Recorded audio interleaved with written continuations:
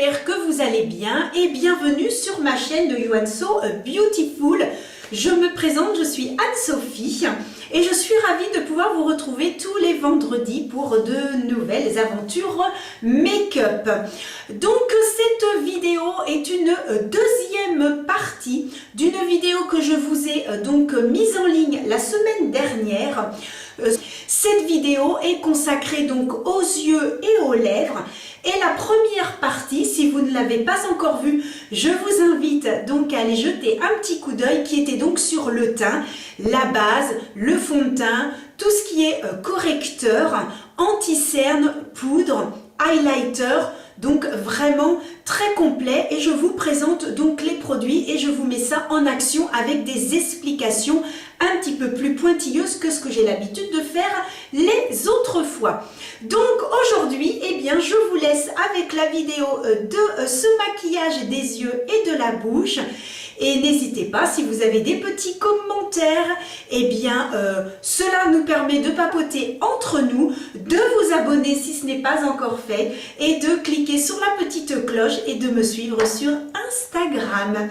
Allez, je vous dis, c'est parti mon kiki! Ce que j'ai appliqué actuellement sur le visage, c'est ce que j'ai filmé pour la première vidéo.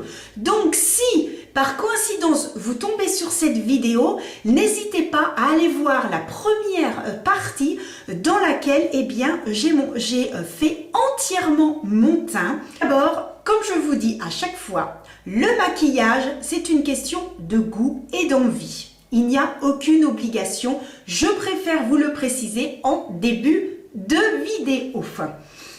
Donc, en premier, je vais donc travailler les sourcils. Bon, il faut savoir que moi, en ce qui me concerne, vous constaterez que j'ai quand même des sourcils très fournis.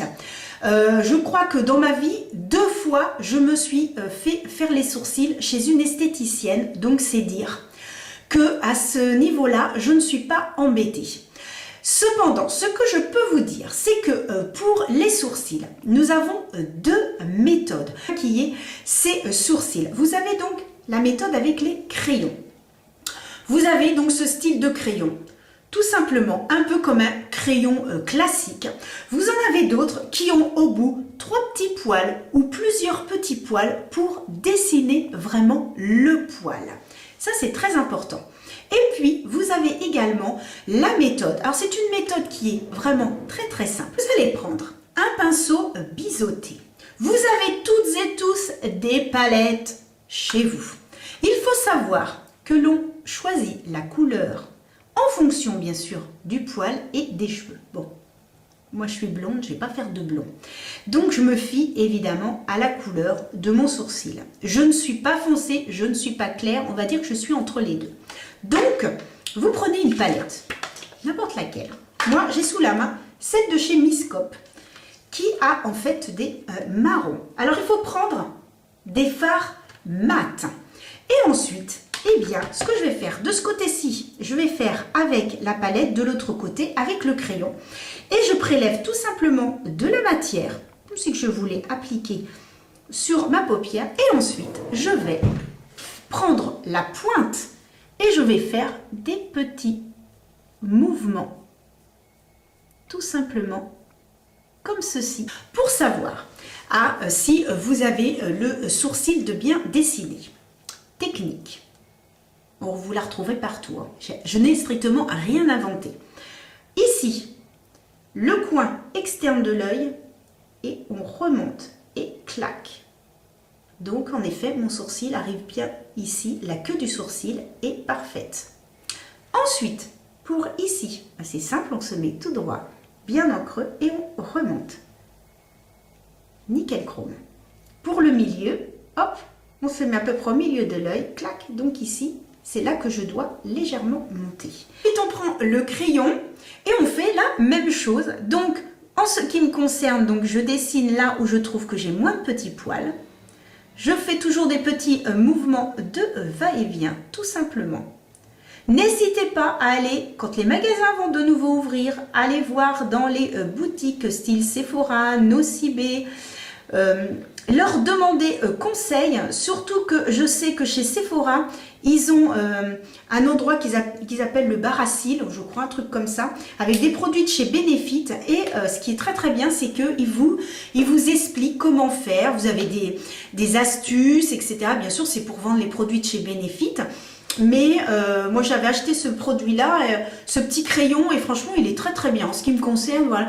Et c'est vrai que la conseillère de chez Sephora m'avait dit que moi finalement j'avais pas trop besoin, mais peut-être juste à ce niveau là, donc voilà. Ensuite, ce qui est très bien, c'est de utiliser un gel à sourcils. Alors moi j'ai pris celui de chez Simple Beauty, vous en avez de chez NYX, vous en avez dans toutes les marques. Et alors il suffit tout simplement d'en appliquer sur le sourcil pour le figer, parce que eh bien, nous pouvons avoir des sourcils rebelles. Donc celui-ci est un petit peu blanc et je vous rassure, ça ne reste pas blanc.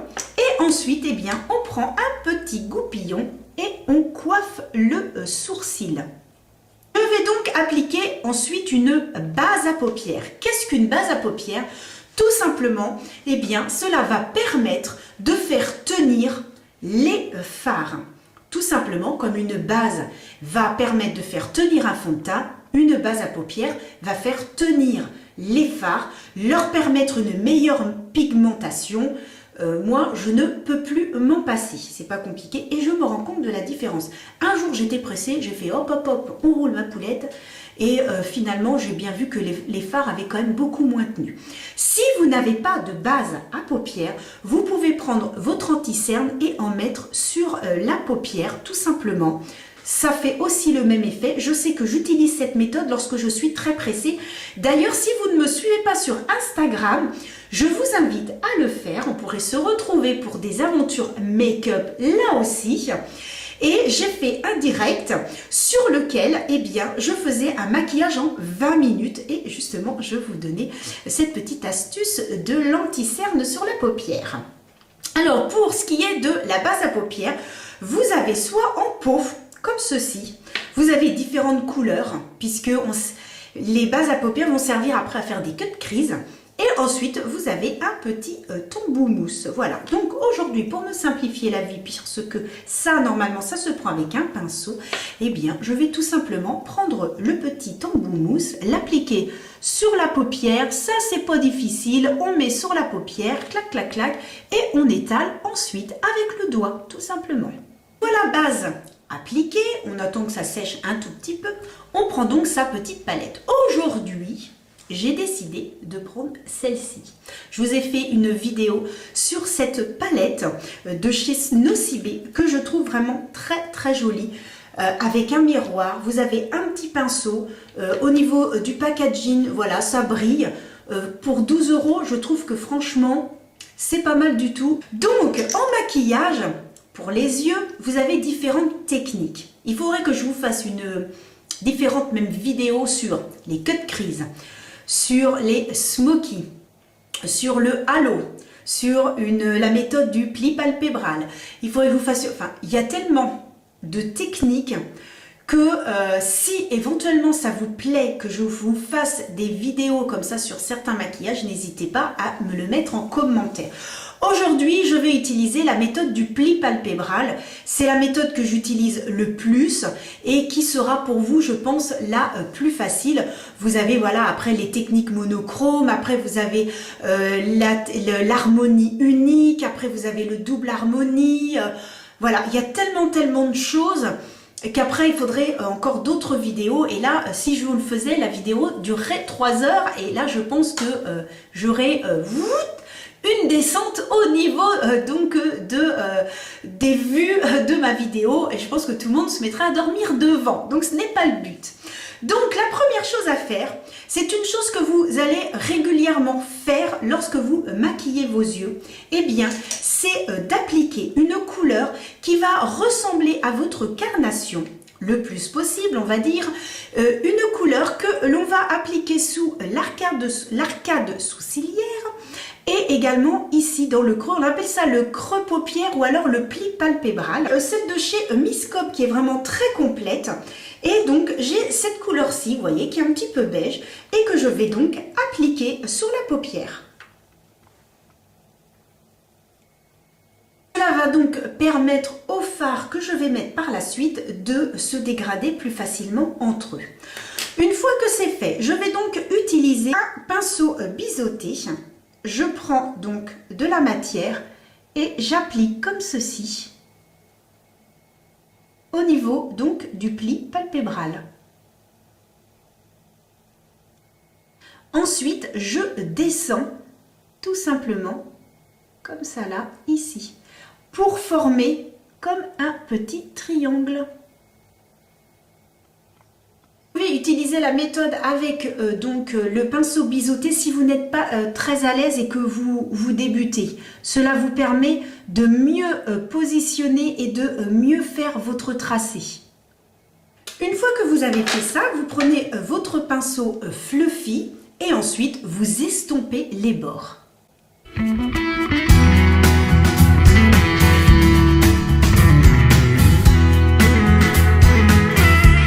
Attention, quand vous faites ça, ça va enlever de la matière. Donc, n'hésitez pas à en remettre si éventuellement vous avez enlevé un petit peu de matière. Une fois que c'est fait, eh bien, vous allez prendre, alors, de cette jolie palette, on prend toujours du plus clair. Donc, en fait, on essaye d'utiliser déjà 3 couleurs quand on débute. Donc, ce qui est le mieux, c'est de prendre une couleur de transition, donc ce que je viens d'appliquer. Donc, c'est une couleur qui est moyenne. Après, on prend une couleur foncée et ensuite, on va prendre une couleur irisée pour mettre en fait sur la paupière mobile. Alors, donc moi, je vais utiliser, parce que c'est cette couleur-ci qui est la plus foncée de la palette, que je vais donc mettre en coin externe pour intensifier, et je vais aller donc du plus foncé au plus clair. Alors évidemment, vous avez différentes techniques. Vous avez aussi, vous pouvez mettre que sur la paupière mobile, faire un dégradé de 3 couleurs, du plus clair au plus foncé. Prélevez au doigt parce que c'est une couleur qui est extrêmement facile à appliquer au doigt. Voilà. Je vais quand même essayer au pinceau parce que finalement, je me dis, tiens, why not? Je fais toujours avec... ah bah si, ça s'applique bien au pinceau. Je vais en mettre comme ça là, hein. Bon, finalement, ça se fait très très bien. J'observe et je regarde. Et là, je me dis, qu'est-ce qui va pas? Bon, je me rends compte que finalement, la couleur qui est là, n'est pas suffisamment fondue avec l'autre, donc c'est pas grave. Je prends ce style de pinceau, je reprends la couleur et je mets uniquement ici, hop, j'en remets, si vous voulez, sur le côté. Terminé, ben écoutez, je vais prendre le joli bleu qui est ici et que je vais donc mettre sur tout le restant de la paupière mobile. Joli, hein? Allez, c'est parti.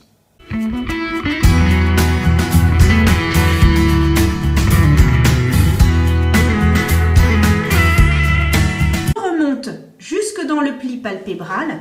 Et moi, ce que je fais, c'est que je dépasse légèrement sur l'autre couleur que j'ai mis un petit peu plus foncée pour que ça fasse déjà un petit début de fondu. Une fois que c'est appliqué, même chose, on se regarde et on se dit, bon, où est-ce qu'il y a des problèmes? Alors déjà, moi, je vois un petit truc, c'est qu'ici, ça c'est un petit peu... Donc, je prends un pinceau très très fluffy et j'enlève un petit peu, voilà, le surplus. Voilà, c'est très très bien parti. Ensuite, je prends un pinceau comme ceci. Je reprends le bleu et je vais donc en remettre bien dans le creux. Donc, je reprends ce pinceau et je vais faire des petits mouvements de va-et-vient, tout simplement pour que les deux couleurs puissent se fondre. Voilà. Ensuite, je reprends l'autre couleur que j'avais mis en pli paupière, mais alors très légèrement, et je fais donc ce petit mouvement là pour que ça puisse se fondre. Et je n'hésite pas à en remettre comme ça là si je trouve que c'est pas joli et que on ne voit pas le dégradé entre la première couleur et la deuxième. Pas hésiter à prendre votre pinceau et bien estomper, enfin faire des petits mouvements de va-et-vient pour que ça puisse se fondre les uns avec les autres. C'est très important. Et il faut surtout observer. Maintenant, je vais donner un petit peu de lumière. Donc, j'ai ici un blanc, tout simplement, Alors je vais le prélever au doigt et je vais donc mettre, mais en tapotant, simplement en tapotant, pour donner un petit peu plus de relief. Poser donc le blanc, je reprends mon pinceau et ensuite, même chose, je balaye. Savoir que on a donc un eyeliner, obligé ou pas obligé, c'est comme on veut. L'eyeliner, vous avez différentes. Alors vous avez des eyeliners en crayon, vous en avez comme ceci, avec différentes mines, des fines, des un petit peu plus épaisses. Donc ce sont les eyeliners crayon, feutre. Donc on a crayon, feutre. Et on a également dans des petits pots comme ceci, ce qu'on appelle les petits pots cake. Et donc, voilà, c'est comme ça. On prend un petit pinceau biseauté et puis ça nous permet de tracer. Alors ce que je vais faire, c'est que de ce côté-ci, je vais prendre le petit pot et de l'autre côté, je vais prendre donc celui de chez Nocibé. Il s'agit donc du Cat Size et c'est avec une mine fine. Donc c'est un feutre avec une mine fine. On prélève de la matière. Alors de faire ça, je trouve que le trait est précis et on peut vraiment faire un trait très très fin et partir vers un trait un petit peu plus important. Je l'utilise, mais voilà. J'ai plus l'habitude d'utiliser le feutre parce que je trouve que ça va un tout petit peu plus vite. Voilà. Mais après, on a le temps. Là, aujourd'hui, on est entre nous, on papote. Donc, je vais le faire avec le trait. Et bien, là, il suffit, hop, de faire des petits mouvements. L'autre côté, eh bien, écoutez, je vais faire avec le crayon. Celui-là, hop, moi, je n'ai pas besoin de secouer celui-là. Donc, on commence au milieu de l'œil et on redescend vers l'extérieur. On fait des petits mouvements comme ça. Hop. On ouvre légèrement l'œil lorsque l'on est à l'intérieur, donc dans le coin interne, pour éviter que ça transfère. On ouvre légèrement l'œil et ensuite, clac, on continue à faire des petits mouvements. Et donc maintenant je vais prendre donc ce crayon pour appliquer en muqueuse. Bien évidemment, il n'y a aucune obligation. C'est uniquement comme vous voulez. Moi j'aime bien accorder mon maquillage. Donc si là aujourd'hui c'est du bleu, eh bien j'ai pris mon bleu. Je ne vous le présente plus. Vous allez dire oui, on sait Anso, le tattoo liner. Vraiment, ils sont super méga bien. Et donc reprendre uniquement alors la couleur foncée et la couleur que j'ai appliquée en creux de paupière sous l'œil, mais en faisant quelque chose de très fin. C'est la raison pour laquelle j'utilise un pinceau biseauté. Vous avez éventuellement ceci qui va vous permettre de faire des fondus. Vous avez différents pinceaux, mais là aujourd'hui je veux que ce soit quelque chose de plus fin. Donc je commence en prenant la couleur la plus foncée que je vais donc appliquer ici à la moitié de l'œil. Tout simplement. Et je prends la couleur que j'ai mis en transition, la première couleur que j'ai utilisée, que je vais prendre du coin interne à aller jusqu'au milieu. Et ensuite, pour rejoindre les deux, je fais des petits mouvements de va-et-vient. Donc nous sommes rendus presque à la fin du maquillage de ses yeux et nous allons donc utiliser tout simplement un mascara. Alors mascara, vous en avez encore dans toutes les catégories. Vous avez des mascaras volume, des mascaras qui recourbent, vous avez des mascaras qui font les deux. Franchement, il faut tester.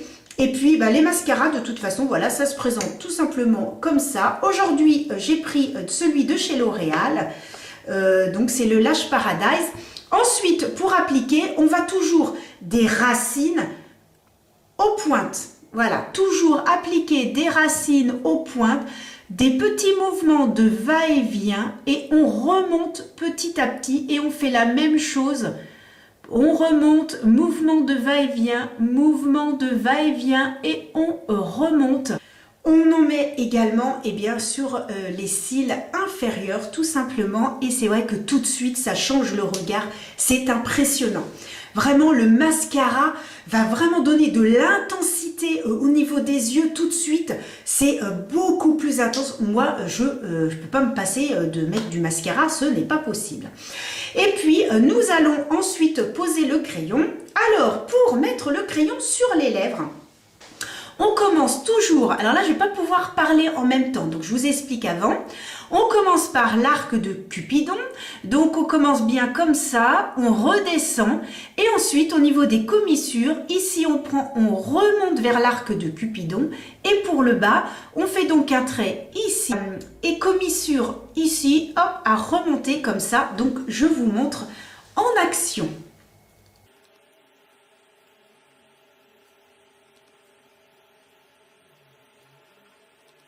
Une fois que c'est fait, on n'hésite pas à tapoter.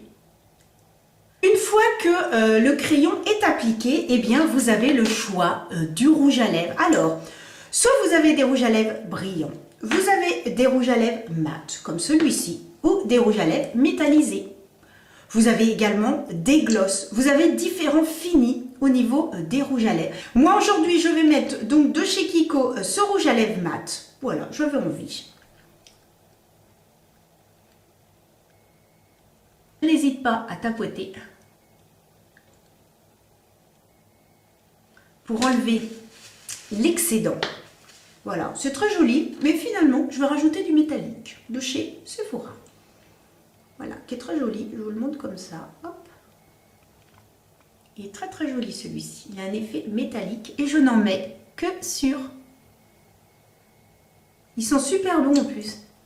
Je n'en mets que sur le milieu, l'arc de Cupidon. Je fais bien ça pour bien estamper. Hop, je l'enlève sur ma main et après, c'est pas mal, hein? C'est très joli. Surtout que j'ai du rouge. Ah oui, il faut que vous voyez, regardez. J'ai du rouge dans ma robe. Donc c'est pour faire un petit raccord. Pour terminer, eh bien tout simplement, on va mettre du spray fixateur. Vous avez, admettons, de chez Urban Decay. Alors il y en a qui vont être matifiants, d'autres hydratants. J'ai celui-ci de chez Maybelline. Alors ils disent que c'est un fini mat. Alors vous avez fini mat, vous avez fini hydratant. Enfin, vous en avez énormément, voilà. Moi, ce que j'utilise le plus, ce sont des finis mat. Donc, on pense à bien secouer et ensuite, à 20 cm, on s'asperge le visage. Hein, voilà, tout simplement. Le spray fixateur va permettre de faire tenir l'ensemble du maquillage et voilà, de continuer. Si vous avez un petit peu de... que ce soit un petit peu mat, tout ce que vous avez utilisé, ça va... Vraiment, ça va permettre, si vous avez un fini mat, de ne pas briller, tout simplement.